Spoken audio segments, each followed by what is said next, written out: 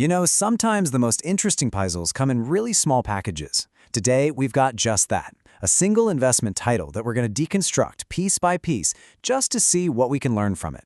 So let's dive right in. Okay, this right here, this is our entire source material. That's it, just the title, Silverzz, the 2026 Gold and Silver ETF Strategy. Now, it sounds pretty specific, right? Maybe even a little intimidating. Our goal today is to unpack what every single part of this phrase actually means. So, why are we doing this? Well, the point is to turn what looks like a catchy name into some real, usable knowledge. By the time we're done here, you won't just understand this specific title, you'll get the components that make up a ton of investment ideas you might see out there. We're basically going to go from jargon to clarity.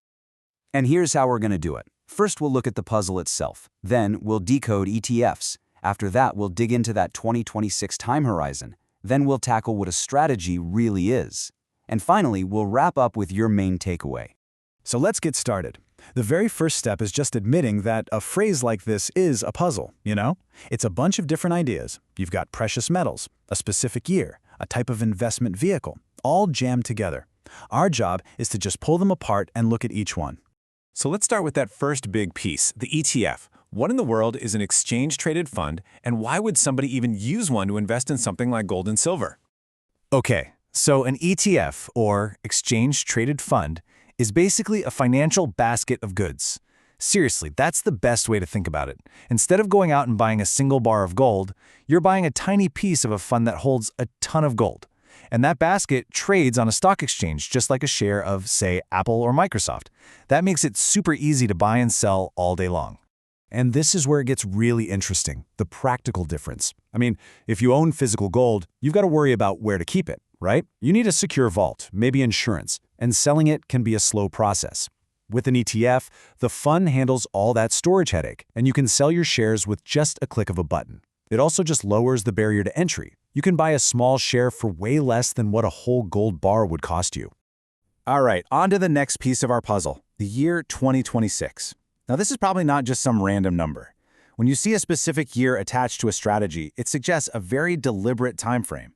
So you have to ask, why would an investor pick that specific year?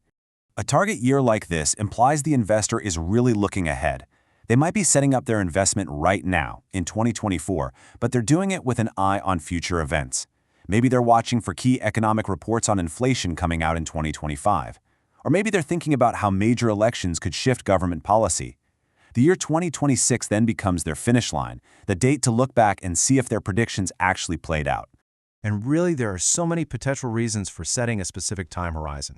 It could be based on these huge, big-picture economic predictions, like where interest rates are headed, or it could be something deeply personal, like needing a down payment for a house by then. It could also be about trying to time market cycles, or even for tax planning purposes. That year, 2026, it just provides an anchor for the whole plan. And now we get to what might be the most important word in this entire phrase, strategy. See, we have the what, that's the gold and silver ETFs, and we have the when, that's 2026. But a real strategy, well, that's the how and the why. And that part, that's all on you. So this is the big one. The absolute crucial point is this. The 2026 gold and silver ETF strategy is just a label. It is not some ready-made plan you can just copy and paste into your own life. A true strategy is a detailed, personal plan of action that you create for yourself.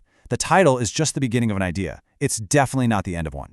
And building that strategy means asking yourself some really fundamental questions, like, what are your financial goals here? How much risk are you actually comfortable with? Let's be real, gold can be volatile. How much of your total portfolio are you willing to put into this idea? And maybe most critically, what are your rules for getting out? You have to decide beforehand when you'll sell, whether that's because you hit your goal or because things just didn't go as planned. Okay, let's bring all of this together.